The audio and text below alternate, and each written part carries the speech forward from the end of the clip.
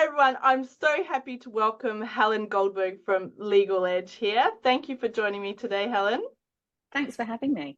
So Helen is co-founder and COO of Legal Edge, and she is here today to talk about fractional general counsel work and how that can help you in your startup or scale up. So Helen, can you please tell me why you think it's a good idea for a startup and scale up to hire a fractional general counsel? Thanks, Alysha. Look, this is something that I'm quite passionate about because I think there are still a lot of businesses that either do too much on their legals too early, or more commonly leave it too late and get in a bit of a state, and then it takes a lot of time and effort to sort out. So I think it's just really important to recognize that there are lots of legal resources out there, and that an in-house counsel, which is effectively what we are as a part-time general counsel, can be an early hire, and it's a really good and useful hire for lots of businesses. So we predominantly work with tech media, FMCG, retail, e-commerce, that sort of thing. And it's important. So the difference, just very quickly for a lot of people who don't know, is that you have private practice lawyers, which a lot of us have come from, in law firms, big law firms, small firms, etc. Those lawyers tend to specialize very early. So I was a corporate M&A private equity lawyer for many, many years, and then went in-house with a client who hired me, who shouldn't have hired me because I had no idea how to be an in-house lawyer. It's a very different job.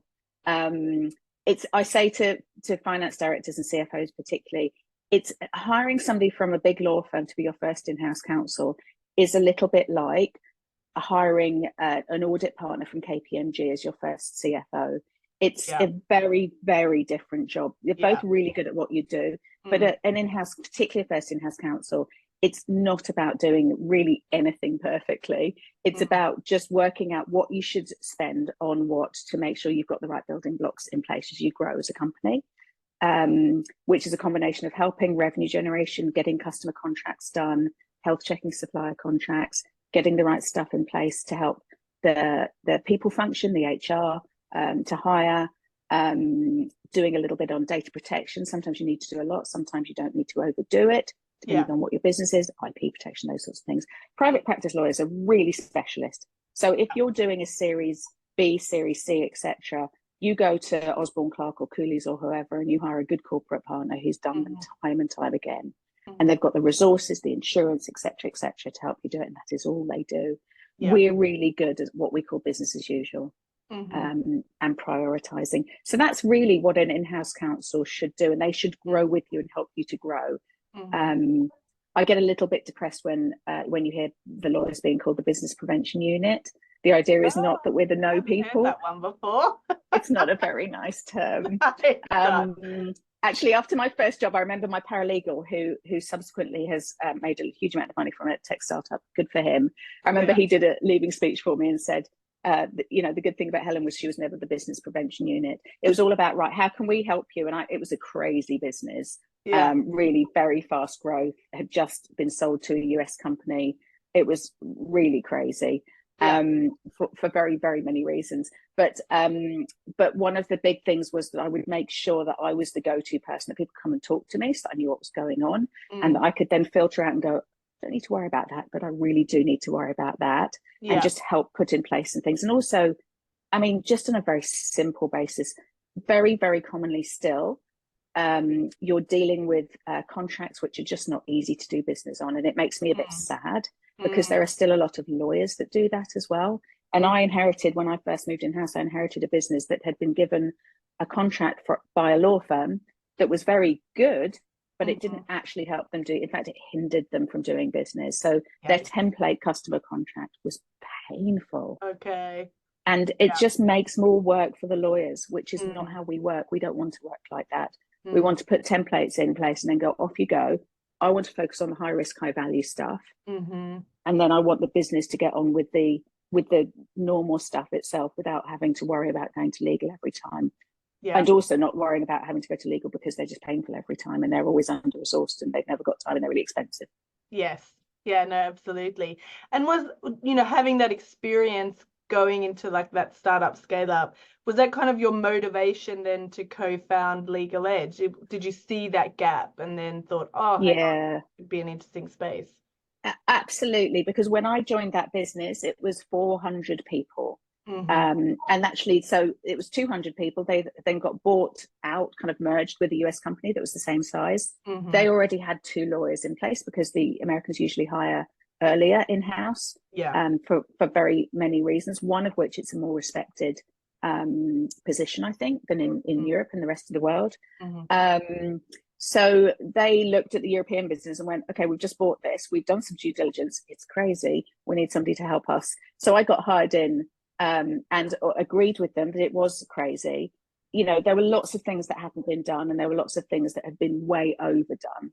Mm-hmm. So you're quite right. I kind of came in and just thought, actually, it would have been great to have had somebody just a bit earlier on a part-time basis. What they had been doing is using, on a very ad hoc basis, an expensive law firm lawyer, which just was not helping them to do business. Yeah. So sadly, I had to just go, thanks very much. We'll use you for some things, but we're not going to be using you for everything that the business needs, because it's crazy too. It's about prioritizing and budgeting and working out what you should do and working out what you shouldn't do, rather than the law firm lawyers tend to be very reactive.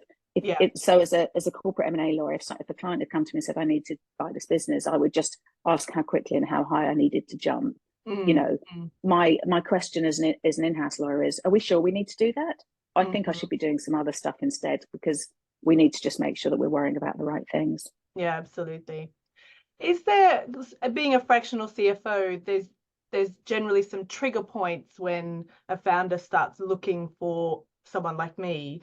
When's kind of the ideal time to hire a fractional lawyer or general counsel? Are there like trigger points or situations, or is it the size of the business? What would you kind of recommend? Yeah, look, I think it depends on a number of factors. And it's a similar question about budgeting. How much should you be spending on legal?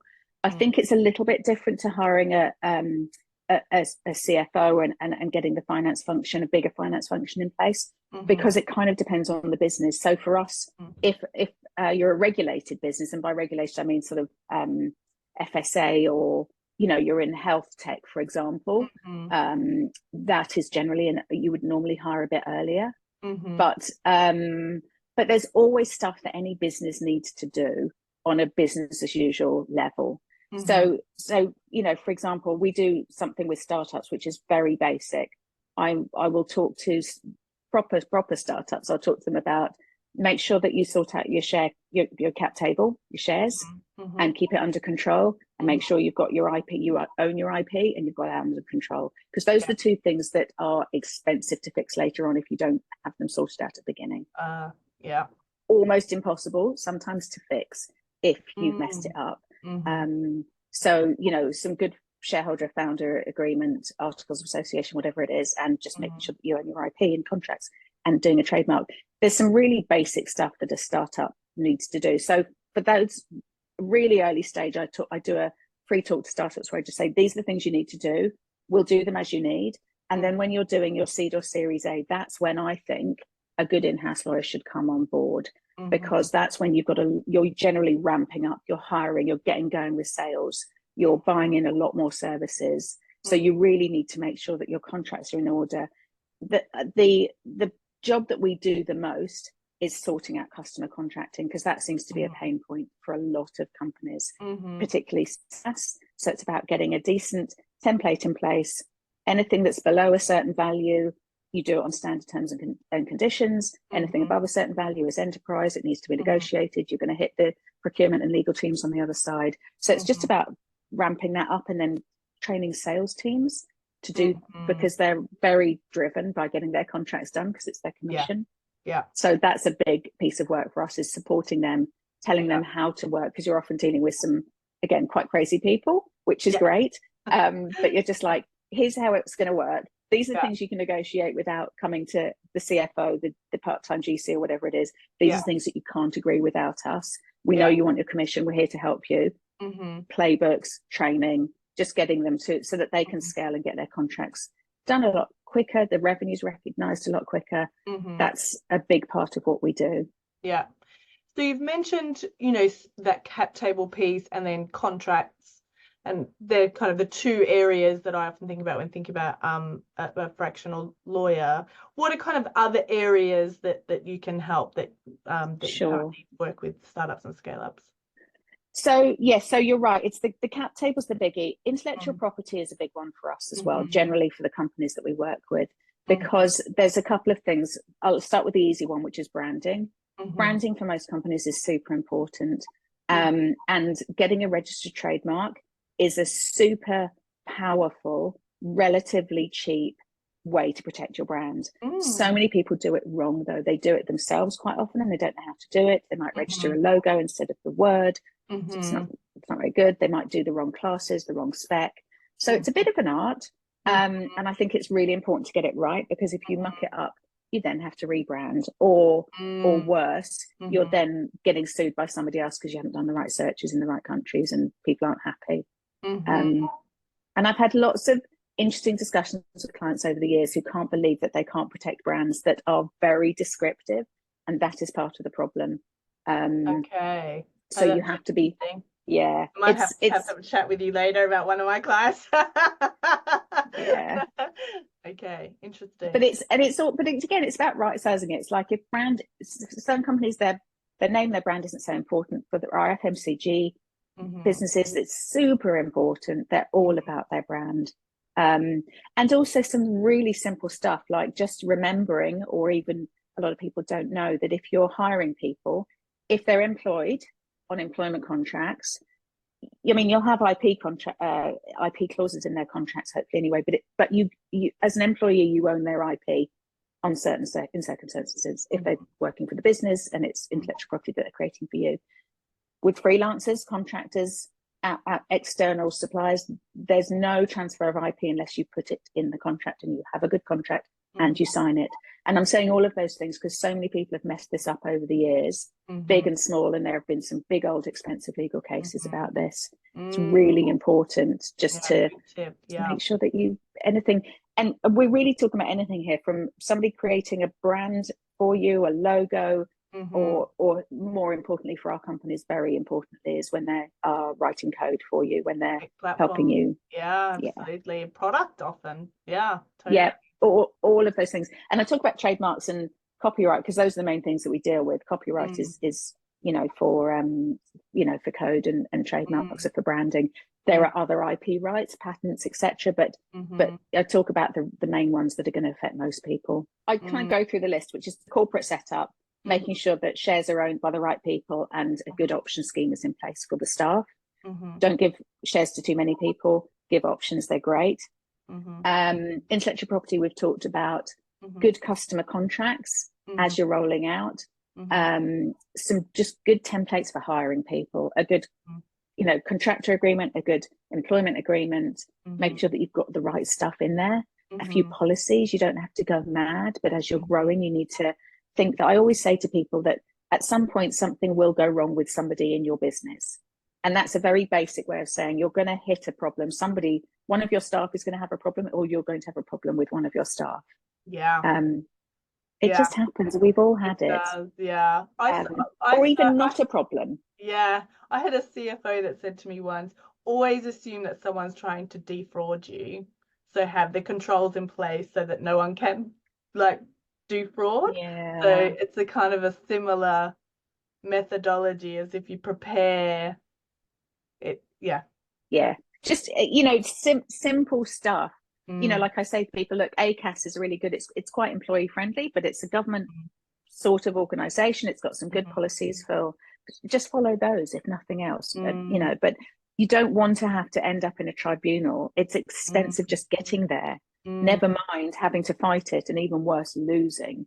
But you generally don't even get there. You just, at some point, you're going to have somebody who's difficult, or you're going to have somebody who wants to go and take parental leave, and you just need some processes in place and just to be ready for it. And not to panic about it. So simple stuff. That's the people. IP, I mean, contracts, every business needs a load of contracts, but you don't need to overdo it. customer stuff, supplier stuff, just make sure it's fit for purpose. Mm-hmm. What have I missed out? Oh, data. Data's a biggie, Yes. really. Yeah. Yes. But again, can be quite simple to do and doesn't need to be overdone. Mm-hmm. So, for example, for a lot of our sort of B2B SaaS businesses, you don't need to really go mad. And I might get criticized for this, but I don't think you need to show 100% GDPR compliance. The ICO, Information Commissioner's Office, Mm-hmm. who look after GDPR, data protection, etc., they don't want to be fining companies. They want people to come with them and to comply, you know, as much as they can. Mm-hmm. Having said that, if we have, which we do have clients who are, for example, platforms that have teenagers on their site, for example, you really have to be a lot better, I think, in my humble opinion. You have to be a lot better at GDPR than most people. Because if you get caught, you're going to, and particularly as you grow, that the reputational damage, never mind the financial damage, will be huge. Yeah, absolutely. Yeah. Although it doesn't seem to stop TikTok, etc. So, you know. Sorry. Yeah, no, that's true. So all like great things that we need to think about. Little building blocks, though, little things that you can put in place as you grow. As you have probably seen, lots of CFOs are given the task of legal, and we're I'm like, sorry. oh, yeah, and we're not. I'm first one to say we are not trained lawyers. We do not know what we're doing. We may have seen some things before, and we have a little bit of knowledge, but we're not lawyers. So, so kind of to encourage CFOs not to take on the ownership of legal. Well, and actually, I love working with CFOs, and I think the fact that you're not lawyers doesn't mean there's lots of lawyers that shouldn't be doing the in-house, particularly the startups and scale-ups job. Yeah. You know, even if you are a trained lawyer, you know, you might have absolutely no idea what you're doing with these businesses. Yeah. So I think you guys have got a really good idea of what's important and what's not. Yeah. And but I think, so I work a lot with CFOs, as you know, just to say, this is when you should hire us, and this is the sort of person that you should have. People, processes, tech, that's really important. You need to do all of those things, and work with the CFO and the people team and whoever it is, just to manage those building blocks and the sort of compliance as you grow. Sorry, I didn't even let you ask the question. Totally there. Fine. Can you give me some examples of when, you know, the startup or scale up has kind of taken on the ownership of legal tasks, shall we say, and it hasn't worked out, and in hindsight they should have taken you know, speaking to someone like Legal Edge much earlier? Can you give me some examples of what could go wrong and when it becomes more expensive in the longer term rather than taking on that expense early on? Look, the reason why I bang on about share cap and IP is because of all the problems we see, quite honestly. So I would always say, when you're being due diligenced, whenever you're going to be due diligenced, which is usually on a decent size funding round or on an exit, obviously, you do not want anybody to uncover a problem that's difficult or expensive to fix, because you're in that process. And it's quite rare, I would say, for a legal problem to be a biggie, but when it happens, it can be catastrophic, because it gets down to, often it's share cap, so it's ownership of the company. Somebody can't buy you and invest in you if they're not sure what your cap table actually looks like. And I can't tell you, I have between 5 and 10 conversations a month with people who say things like, well, there's this number of founders, or there's I've given shares to somebody who's doing our sales or our marketing or who's developing our tech. It's very common. It hasn't kind of worked out. How do I get those back? Or we've fallen out with one of the founders, or they're not working, or they can't work, or something's happened to them. How do we get those shares back? So it's super common, and it's the easiest thing to fix with a decent shareholders agreement, founders agreement, articles of association. Doesn't matter where you put these things. You need something in writing saying, if you're going to give shares to somebody, do not give them without having a mechanism to get them back, unless they are an investor and they're giving money. That's it's very, very simple. Investor putting in money, somebody putting in money, but sweat equity, for example, somebody that's going to be providing services over time. If they can't or don't for some reason, you need to be able to get some or all of those shares back that they've been given for that work. And it's very common to give those shares up front. There are tax reasons, but it's also really important to be able to get them back. So that's why I talk about, and lots of people talk about, this isn't just me, about using options. EMI schemes are very common for lots of businesses that we all work for. There's simple way of, you can give shares, options to get shares. You're not actually giving shares. Those options can lapse on certain circumstances. You don't have to get them back until they exercise it, and then they become a shareholder. So, and they're a really good product. I keep saying to people, please don't make it complicated. People want to use growth shares, hurdles, whatever, flowering shares. There's lots of clever products out there. I'm a big one for a simple EMI. HMRC aren't going to take it away. Famous last words, but I hope not, because so many people use it. It's it's there for a reason. I think people should just be using it. You can vest shares over options over time. It's just a simple way to control your cap table. So I think that's huge. I think it is very common, but maybe it's because I only see the problems where founders fall out, or they can't work together for some reason, or somebody needs to go and do something else. Circumstances change often in startups. You set out with these great ideas. Sometimes it doesn't happen like that, or people have to move country or move career or whatever it is. Just have something in place just to say, if that happens, then. Because, and I've had this where I put a shareholders agreement in place with some with a client, and within a year they'd fallen out. I was super pleased that they put the agreement in place. They'd fallen out. It was 50-50. They weren't talking to each other. The only thing we could do was follow the contract, because they were not going to agree on anything else. So whilst the contract might not have been perfect, because you're trying to look forward and think, what if, it did enough of a job that we could exit somebody quickly and get on with running the business. If you can't, there's a number of businesses that I have advised and do advise now where the business has almost gone down because you can't carry on with a big shareholder sitting there. Investors won't come in. It's obvious that there's somebody there who's holding on to a big chunk of shares. They think the value's here. Everybody else thinks the value's here. You can't come to an agreement. There's nothing in place to say what should happen. So the business cannot often create, and if you try and start up a new one, you'll then get accused of misconduct, director's duties, all the rest of it. It's just an issue that doesn't need to be, you don't have to face it if you just spend a little bit of money at the outset. And then you mentioned IP as well. Is that another thing that rears its ugly heads during a due diligence? Okay. Yes, because if you don't own your brand, and there's lots of different things to look at here. Tech companies, branding, but I mean, mainly if you're building something special tech wise, it's going to get found out on due diligence, and that'll be the legal due diligence, but also you'll be getting tech due diligence done on you. They'll raise some flags. The lawyers will look at it and go, yeah, this isn't owned by the right person.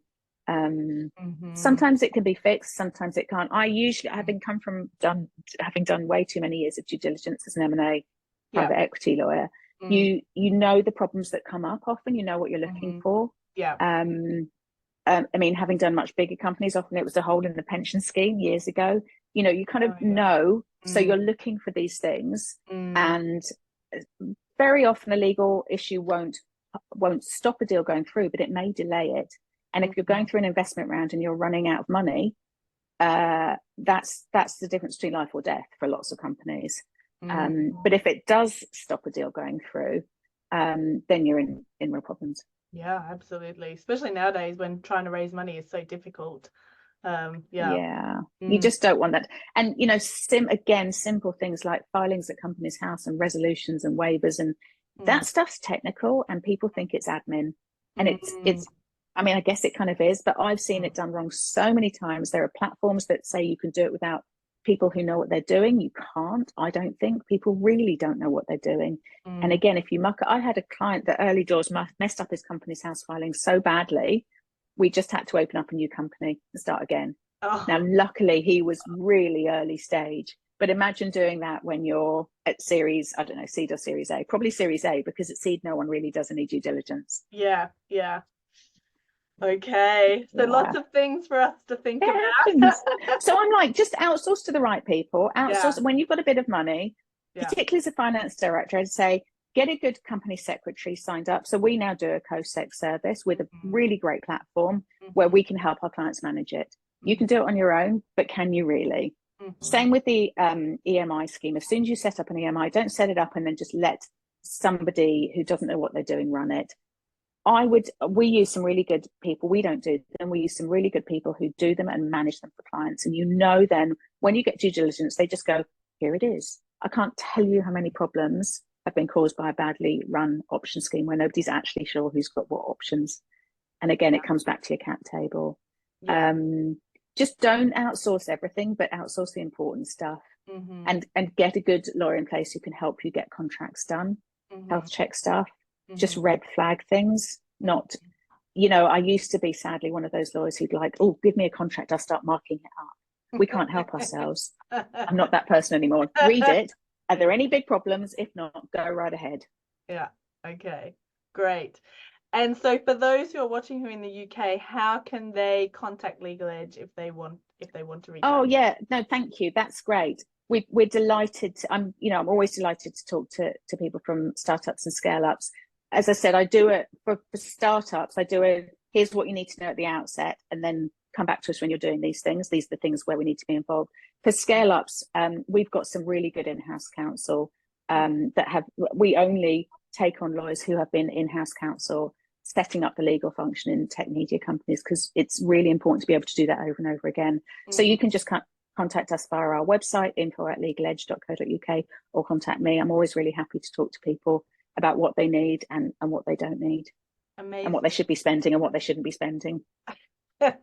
Amazing. Well, I'll leave all those links below as well, so everyone can reach out to you if they want to. But thank you so much for your time, Helen. It's been really, really interesting. I'm sure we could have chatted for another hour, but thanks very much.